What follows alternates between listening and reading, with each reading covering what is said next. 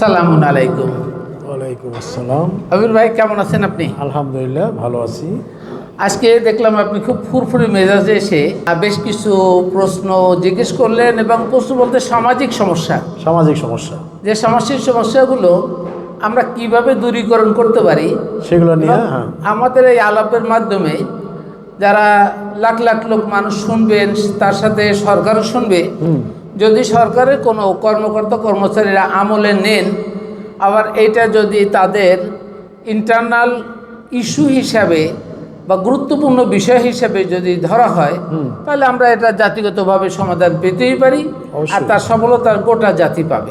তো আপনি আজকের যে প্রথম সমস্যা মনে করতেছেন, সেটাকে একটা ভিডিওকে চিত্র করে, সেটা হলো রাস্তাঘাটে আমরা দেখি যে প্রতিবন্ধী সেজে, ফেক প্রতিবন্ধী সেজে তারা ভিক্ষা করে, মানুষ ভিক্ষা দেয়, মানুষ প্রতারিত হচ্ছে, আর সেই প্রতারণার ফাঁদে পড়ে উনি পয়সা কামাচ্ছেন, বাড়ি গাড়ি করছেন। ফেককে দেখানোর পর এখানে অরিজিনাল ভিক্ষাবৃত্তিও আছে। তাহলে আপনার এখানে প্রশ্ন হলো কিভাবে সমাধান পাওয়া যাইতে পারে, আমরা কিছু আলোচনা করি। যাক, আলহামদুলিল্লাহ, আপনার প্রশ্নটা অত্যন্ত যথার্থ এবং যুগ উপযোগী বলছি। আচ্ছা, এই ধারণা মানুষের মধ্যে কেন ঢুকলো একটু আলাপ করি। কারণ আল্লাহ তাআলা তো মানুষকে ভিক্ষাবৃত্তি শিখাননি, কখনোই না। প্রথমেই বলবো, আল্লাহ প্রতিটা মানুষকে এবং প্রাণীকে একটা সজ্ঞা জ্ঞান ইলহাম করেছেন, যেটাকে বলা হয়েছে ওয়া নাফসি ওয়া মা সাওয়াহা। এইটা নফস হলো এই পুরা নফসটাকে, অর্থাৎ মানুষের মনটাকে, আমা সাওয়াহা, তিনি যেভাবে আকৃতিগতভাবে দিয়ে সৃষ্টি করেছেন, আল্লাহর দেয়া আকৃতি দিয়ে সৃষ্টি করে, এরপরে ফাআলহামাহা ফুজুরাহা ওয়া তাকওয়াহা, অতঃপর তাকে অন্যায় ও ন্যায় এই দুইটা বোঝার সক্ষমতা দিলেন। তাহলে ফাআলহামাহা ফুজুরাহা ওয়া তাকওয়াহা, আগে বলেন ফুজুরাহা, অর্থাৎ তাকে অন্যায় বোঝার সক্ষমতা দিলেন, পরে বললেন ন্যায় বোঝার সক্ষমতা। দুটো, কিন্তু আগে কোনটা? অন্যায়, পরে ন্যায়। আল্লাহ যদি জিনিসটা ঘুরেই দিতেন, ফাআলহামাহা ওয়া তাকওয়াহা ওয়া ফুজুরাহা, আগে মানুষকে ন্যায়ের জিনিসে শিক্ষা দিতেন, পরে যদি অন্যায়টা দিতেন, তা ন্যায়ের মধ্যে মানুষ সঙ্গবদ্ধ হয়ে যেত, তাহলে সেই লোক দিয়া অন্যায় আচরণ কম আসতো। কিন্তু আগে তো অন্যায়টা শিখাইলেন। কিভাবে হলো? আল্লাহ তো আগে অন্যায় শিখান নেই, তাহলে হলো কিভাবে? দেখুন, মানুষ যখন ভ্রূণের মধ্যে থাকে, নারীদের ডিম্বাশয়, পুরুষের শুক্রাণুমের জাইগোট হয়, জাইগোট হওয়ার পরে ওটা যখন মানবের আকৃতি বা প্রাণীর আকৃতি ধারণ করে, তখন তার ভিতরে প্রথমে মাথা বা ব্রেন সুগঠিত হয়। ব্রেন সুগঠিত হয় আগে, তাহলে মস্তিষ্ক। আপনি যদি একটু উদাহরণ দেই, ব্যাঙাচি দেখছেন না? ছোট ব্যাঙাচির লেজটা লম্বা, কিন্তু উপরে মাথা আছে। তখন তার বডি হয় নাই, হাত পা হয় নাই, মাথা আছে। ওই মাথায় সে তাকে ব্রেনটা দিচ্ছে। এইটা ইলহাম করা জ্ঞান। অর্থাৎ মানুষের জন্য কিন্তু এরকম ভিন্ন অবস্থায় এই প্রথমে মাথা সুগঠিত হয়, এবং সেইখানে আগে ওই নড়াচড়া মর্টাল কার্টেজ করার জন্য এই আগে ব্রেনটা দেওয়া হয়। যেই ব্রেনের উপরে আল্লাহর আদেশ, অর্থাৎ রুহু কাজ করে। রুহু কিন্তু এমনি এমনি কাজ করে না। এই পুরা মগজটা তৈরি হবে, এই ব্রেন তৈরি হবে, বডি তৈরি হচ্ছে। যে অঙ্গগুলো এই রুহু কাজ করার জন্য যথার্থ, তাহলে ব্রেন, মন, মগজ, এটা। আর এটাকে সুরক্ষিত রাখার জন্য এই সদরকে রাখা হয়। সদর কিন্তু এখানে না, এখানে সদর মাথায়। এই অবস্থায় আল্লাহ তাআলা অন্যায় বোঝার জ্ঞান এবং ন্যায় বোঝার জ্ঞান দিয়ে ছাড়ছেন। সন্তান ভূমিষ্ঠ হচ্ছে। ভূমিষ্ঠ হওয়ার পরেই আমরা দেখছি বাবা মার আদরে সন্তান বড় হচ্ছে, আত্মীয় স্বজন আদরে বড় হচ্ছে। তারপরে এসে একটু বড় হলে শিক্ষকদের আদরে অথবা স্কুলের আদলে বড় হচ্ছে। বড় হচ্ছে, রাইট। তাহলে দেখুন, প্রথম ছিলেন জন্মগতভাবে, প্রথম হলো মা বাবা, তারপরে আত্মীয় স্বজন, তারপর আত্মীয় স্বজন, তারপরে সে শিক্ষক এবং অন্য অন্য আত্মীয় স্বজন, দূরে আত্মীয় স্বজন কাজে আসেন, তাদের সাথে সংস্পর্শে আসে। তাহলে যে সন্তান যত ভালো আদলের সংস্পর্শে আসবে তার ব্রেন ডায়াগনোস সেইটা তত ভালোর দিকে যাবে। আমি একটা উদাহরণ আপনাকে দেই, সেই সাথে সকল মানুষ যদি এখান থেকে উদাহরণটা পেয়ে যায়, আমি আগেও একবার দিয়েছিলাম, যদি পেয়ে যায় তাহলে হয়তো মানুষ বুঝতে পারবে। এই যে দুইটা দ্বীপ আকার দেখিয়েছি, এটা হলো ব্রেনের দুটি সেল মনে করি। এইখানে থাকে আকল অর্থাৎ A+, এখানে দিলাম কোরআনের জ্ঞান, যেটা আল্লাহ শিক্ষা দিতে চেয়েছেন মানুষকে, সকল মানুষকে। আল্লাহর অতাৎক্ষণিক প্রোগ্রাম হলো এই কোরআনের শিক্ষা দেওয়া, অর্থাৎ কোরআনের জ্ঞান is just a alarming to know about Allah. Allah এইটা আগেই দেশে মানুষ সৃষ্টির আগে আল্লাহর পক্ষ থেকে কিন্তু আল্লাহটা জ্ঞান দেয়। আপনি বলতেন কোরআন তো অনেক পরে আসছে, কিন্তু আদম আগে আসছেন। আদমকে সৃষ্টি করার আগে এইটা লৌহে মাহফুজে এইরকম কেতাব লিখিত ছিল, এবং সেই কেতাবের আদলেই কিন্তু আদমকে গাইড করছেন ওহির মাধ্যমে। তখন এই লিখিত কেতাব ছিল না, কিন্তু ওহির মাধ্যমে ন্যায় এবং অন্যায়, অন্যায় এবং ন্যায় দুইটাই গাইড করেছেন। তাহলে এখান থেকে আসি, যখন A+Q+, জন্মগতভাবে একটা সন্তান জন্ম নেওয়ার পরে যদি তার পিতা মাতা কোরআন জানতো, কোরআন বুঝতো, কোরআন মেনে চলতো, তাহলে ওই সন্তানকে কোরআনের আদলে তৈরি করতো। 100।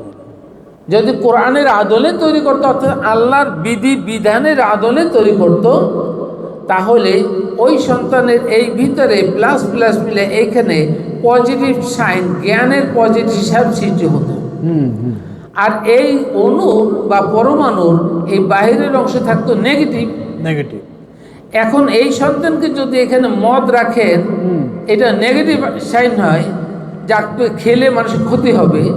এই সন্তানকে যদি বলা হয় বাবা মদ খাবা, তখন এই মাইনাসে মাইনাসে বিকর্ষণ করবে না, চুম্বকের মতো। ও বলবে না না আমরা খাবো না। ক্লিয়ার। কিন্তু আগে কোরআনের জ্ঞান না থেকে যদি এখানে আকল প্লাস কোরআনের জ্ঞান পজিটিভ নেগেটিভ মাইনাস হয়, আর এইখানে তাহলে মাইনাসে প্লাসে মাইনাস হবে, এইটা হবে পজিটিভ। অর্থাৎ আমরা যদি এইটাকে ধরি A+Q-, এখানে মাইনাস হবে, এখানে প্লাস হবে।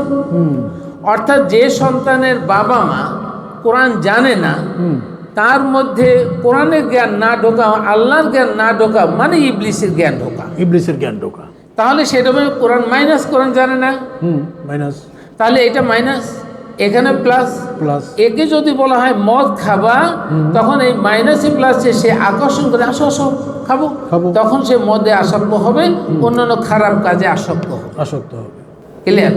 তাহলে আল্লাহ প্রথমে মানুষকে যে জ্ঞানটা দিয়েছে, সেইটা দিয়ে সে মন্দ এবং ভালো বুঝতে পারে। এই জন্য দিয়েছেন যে প্রথমেই তো তাকে ইবলিসের দাগা দিচ্ছে, ওয়াসওয়াসা দিচ্ছে, প্রতারণা করছে। ইবলিসের প্রতারণা যেন ওই ভ্রূণ থেকে জন্ম নেওয়া সন্তান বুঝতে পারে, এই জন্য আল্লাহ অন্যায়টাকে বুঝতে শেখাচ্ছেন। এখন অন্যায় বুঝতে না পারে যদি সে অন্যায়ের সাথে সম্পৃক্ত হয়ে যায়, তাহলে তার ব্রেনের মধ্যে অন্যায় আদলটা স্থায়ী হয়ে গেল। তাই আমাদের মধ্যে যারা কোরআন জানে না, জানার চেষ্টা করছে না, পিতামাতা যারা কোরআন জানছে না, তাদের সন্তান অন্যায় কাজের ভিতরে সঙ্গবদ্ধ সম্পৃক্ত হবে। এটাই স্বাভাবিক। ওখান থেকে পজিটিভ সাইন আনতে হলে আগে কোরআনের জ্ঞান জানতে হবে। কিন্তু প্রতারণার পরে মহাপ্রতারণা হলে সেটা, যা এই 1400-1500 বছরে হয়ে আসছে। একে তো ইবলিস আমাদেরকে মহাপ্রতারণার ফাঁদে আমার বাবা মা দাদা দাদি পূর্বপুরুষদের ফেলিয়েছে। সেই সাথে আমরা যত কোরআন থেকে শিক্ষা লাভ না করতে পারি, এই জন্য এই পূর্বপুরুষের আদল ধরে আমাদের আলেম ওলামাগণ কোরআন শিক্ষা লাভ করে নাই, কোরআন পড়ে গেছেন, না বুঝে পড়ে গেছেন, গবেষণা করেন, রিডিং পড়ে গেছে। এই জন্য তারা যারা বলতেছেন আমরা ইসলামের ধারক বাহক, আমরা ওয়াজ করি, নসিহত করি, জুমাবারে জুমার বয়ান দেই, নামাজ পড়াই, সমস্ত জায়গায় কোরআন বিরোধী কর্মকাণ্ড চলছে। দেখুন, কোরআন নেই বললে চলে, কোরআনের শিক্ষাই নেই। বড় বড় ইউনিভার্সিটিতে পাশ করে আসে, স্টেজে দ্বারা হেলিকপ্টারে দৌড়ায়, মানুষের পকেটে পয়সা কেটে, মানুষের পয়সা চুষে নিয়ে তারপর হেলিকপ্টারে উঠে। তো যে লোক আপনাকে হেলিকপ্টারের জন্য যারা যারা পয়সা সংঘবদ্ধ করলো, তাদের ইনকামের সোর্স কি, নেগেটিভ না পজিটিভ? তারা কি কোরআনের জ্ঞান দিয়ে ইনকাম করছে? তাহলে যারা কোরআনের জ্ঞান থেকে ইনকাম করে নাই, তাদের ইনকামটা অবৈধ পথে আসছে। ওই অবৈধ পথে ডানের টোপলা নিয়ে আপনি হচ্ছেন হেলিকপ্টারে, এখন ওদেরকে এলেম শিক্ষা দিবেন, কোরআন শিক্ষা দিবেন, ওয়াজ নসিহত করবেন, হিদায়াত করবেন। Is it possible? কখনোই না। এরপরে বোকার স্বর্গে আছে মানুষ, বুঝতে পারেনি, না বুঝা তারা কোরআনের ইসলাম মানে না, হুজুরের ইসলাম মানে। হুজুর তো নিজে ইসলাম জানেন না, কোরআনকে ইসলাম বলে নাই, উনি ওনার মতবাদকে ইসলাম বলছে, উনি হাদিসের মাধ্যমে ইসলাম বলছে, উনি আকাবেদেরকে ইসলাম বলছে, উনি ফতোয়া দিয়ে ইসলাম বলছে। এইভাবেই চলে আসছে, এইভাবে যুগ যুগ চলে আসছে। উল্টা আমরা যারা এখন কোরআনের ভিত্তিতে সত্য কথা বলতে এসছি, দেখুন আমার এই যে দেখুন আমার প্রতিবাদ কীভাবে আসছে। সত্য বলা মানেই হলো এক শ্রেণীর ধর্ম ব্যবসায়ী, তাদের অনুসারীরা, তাদের লেবাসদারীরা দাড়ি টুপি জুব্বা নিয়ে দেখছে আমরা পাক্কা মুসলিম মুমিন, তারা আমাদের বিরুদ্ধে যে কমেন্টগুলো করে হাস্যকর, হাস্যকর, আবার হতাশাব্যঞ্জক। মনে করতেছি ধর্মের নামে বিধর্মীতে ওরা গোটা সমাজ ছেয়ে গেছে। তাহলে এই যে বেগারনেসের যে কথা বললেন, আমি রাস্তার বেগারনেসের কথা বললাম, আপনি এইটা চোখে পাচ্ছেন। রাস্তার বেগারনেস যেমন একটা কুচক্র মহল তারা করছে, আবার কেউ নিতান্ত অন্যায় সঙ্গতি নেই তারাও কিন্তু করছে। তার চেয়ে যারা ধর্মের নামে মিথ্যাচার করে হাত পাচ্ছেন, ধর্মের বাণী বিক্রি করে হাত পাচ্ছেন, মানুষকে প্রবঞ্চনা করে হাত পাচ্ছেন, না হেলিকপ্টারও চড়াচ্ছেন, মসজিদে সুন্দর করে ফতোয়া দিচ্ছেন, কোরআনে কথা বলছেন না, হজের মাঠে চলছেন, তারা সবচেয়ে বড় বাটপার নয় কি? 100% বাটপার। এইবার আসেন রাজনীতির নামে, দলের নামে চাঁদাবাজি করছেন। দলের নেতাও করছে, কর্মীরাও করছে, কর্মীরা করছে, নেতাদের দিচ্ছেন। তাহলে তারা কি বড় বাটপার নয়? তারা কি ভিক্ষুক না? বড় বাটপার। সরকারের সাথে যারা আছেন, আমলাতন্ত্রের সাথে যারা আছেন, তারাও তো মানুষকে ফাঁদে ফেলা, তাদের টাকায় আপনার চেয়ার টেবিল কেনা, ওই চেয়ারে বসা তাদের উপরে ছড়াইয়া আবার তাদের থেকে ঘুষ বাণিজ্য না হলে আপনারা চলছেন না। আপনারা কত নাম্বার বাটপার? বিশ্ব বাটপার। সরকার টাকা নিচ্ছে, নিয়ে আকাম করে দেশ বিশেষ পাঠাচ্ছে। ইতিমধ্যেই আমরা এই 53-54 বছর তো তাই দেখলাম। তাহলে সরকার কত নম্বর বাটপার? এভাবে সর্ব বাটপারের যুগে আছি। মজার কথা বলি, ভিক্ষাবৃত্তি বন্ধ হইতে হলে জ্ঞান লাভ করতে হবে, কোরআনের জ্ঞান লাভ করতে হবে। এক কথায় প্রথম লাগবে কোরআনের জ্ঞান। তাহলে আপনার সিলেবাস থেকে কোরআনের জ্ঞান আউট করলেন, সিলেবাসে কোরআনের জ্ঞান কোথাও নাই। স্কুল কলেজ ইউনিভার্সিটির কোথাও কি কোরআনের জ্ঞান আছে বলে মনে করেন? তাহলে কোনো না কোনোভাবে ভিক্ষাবৃত্তি বাড়বে, এতে কোনো সন্দেহ নেই। কোনো সন্দেহ নেই, বাড়তেই থাকবে, দিন দিন বাড়তেই থাকবে। এছাড়াও জেনারেল শিক্ষায় যারা শিক্ষিত হচ্ছি, তাদেরকেও যদি ভিক্ষাবৃত্তি থেকে দূরীকরণ করি, তারা কেউ কাজ করে, কেউ ব্যবসা বাণিজ্য করে, করতেই পারে। আমি একটু সমীকরণ দেই, সরকারি সমীকরণ। মজার ব্যাপার হলো, সরকারের গত নির্বাচন থেকে শুরু করে বেশ কয়েকটা আগের নির্বাচনে দেখবেন, বিশেষ করে আমরা 24 নির্বাচনে যারা দেখছি, 18 নির্বাচনে দেখছি, শহরে ভোটের সংখ্যা কম পড়ছে, মানে ভোট কম কাউন্ট হয়েছে, অনেক কম। শহরে ঘনবসতি, তারপর ভোট কেন কাউন্ট কম হলো? কেন্দ্রে যাওয়া ইজি, রিক্সায় চড়ে যাওয়া যায়, গ্রামে তো রিক্সায় চড়ে পুরা দূরা যেতে পারে না। তাহলে গ্রামে ভোট বেশি কাউন্ট হয়েছে, শহরে কম হয়েছে। কারণটা কি জানেন? শহরের লোক একটু শিক্ষিত কম্পারেটিভলি গ্রামের থেকে। তাহলে অশিক্ষিত মূর্খ যারা আছে তাদেরকে ক্যান্ডিডেট এবং ক্যান্ডিডেটের লোকজন 200-400 টাকা দিয়া টেনে হেসে নিয়ে ভোট কেন্দ্রে নিয়ে ভোট দেওয়া হয়েছে, একজনকে 3টাও জাল মারাইছে। তাহলে ওখানে ভোট বেশি কম হয়েছে। আর শহরের লোকজন একটু শিক্ষিত বিধায় দেখলো ক্যান্ডিডেট আমার পছন্দ না, একে ভোট দিয়ে লাভ নেই, তারা ভোটে উদ্যোগ নিয়ে যাই নেই, এই জন্য কম হলো। তাহলে শহরে শিক্ষিত লোক আছে বিধায় ভোট কম হলো, গ্রামে অশিক্ষিত মূর্খ বেশি, ভোট বেশি হলো। তাহলে ওই সরকার যে ওই ভোটের নির্বাচনে হবে, সে কি শিক্ষিত লোক বাড়াবে না অশিক্ষিত মূর্খ বাড়াবে? অশিক্ষিত লোক বাড়াবে। তাহলে আমার সরকার চায় না আমার দেশের লোক শিক্ষিত হোক। 100% যদি আমার দেশের লোক শিক্ষিত হইতো, তাহলে এই বিগত 54 বছরে আমার এই সরকারগুলো এরকম পাপিষ্ঠ সরকার তৈরি হতো না। কথা ঠিক।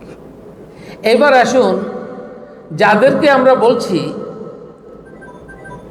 ইসলামের ধারক বাহক, আগে দেখুন তো মসজিদে যান, বাংলাদেশে ধরুন প্রায় 4.5 লক্ষের উপরে মসজিদ আছে।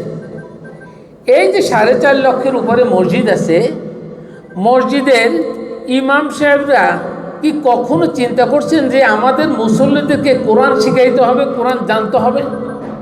কখনো চিন্তা করেনি। কারণ মুসল্লিরা যদি কোরআন শিখে, তারা ইমামের ভুল ধরে ফেলবে। তাহলে ওই ইমাম কোরআনের বিরুদ্ধে কথা বললে তাদের চাকরি থাকবে না। তাহলে ওই ইমাম সাহেব মুসল্লিদেরকে কোরআন শিখাবে কেন? টাকা দিয়েও শেখাবে না, টাকা দিয়েও শেখাবে, ওর চাকরি থাকাচ্ছে। তাহলে বলছেন কোরআন শিক্ষা হচ্ছে না। এভাবে প্রতিটি শিক্ষা প্রতিষ্ঠানে, ইভেন স্কুল কলেজ মাদ্রাসায় কোচিং সেন্টার লাগে। কারণ ক্লাসে যদি শিক্ষক সব শিখিয়ে দেয়, তাহলে তো ওই শিক্ষকের কাছে কোরআন শিখতে কেউ যাবে না, যাবে নাকি? না। তাহলে ওই শিক্ষক কেন পূর্ণাঙ্গ শিক্ষা দিবে? তাই না? এই জন্যই আমরা বলছি, ওই শিক্ষক নিজের ব্যবসা টিকে রাখার জন্য পূর্ণ শিক্ষা দিবে না, যাতে করে কোচিং সেন্টার মাস্ট অবৈতনিক লাগবে। এই জন্য তাহলে ওই জাতি ভিক্ষাবৃত্তি করবে না, করবে কারা? করবে কারা? তাহলে এই জাতির যারা কর্ণধার বসে আছেন, তারা এই জাতিকে ভিক্ষাবৃত্তিতে নামানোর জন্য সবচেয়ে বেশি দায়ী। এবং এইটা আষ্টে পাষ্টে রক্ত মাংসের সাথে লেগে গেছে, এই ধরনের কুশিক্ষা লেগে গেছে, এবং এটা দিনে দিনে খালি বাড়তেইছে। আচ্ছা, যার ফলে এখনও আমাদের দেশে যদি বলেন 65% শিক্ষিত, মানে কি আক্ষরিক জ্ঞান আছে, অক্ষর সাজাতে পারে।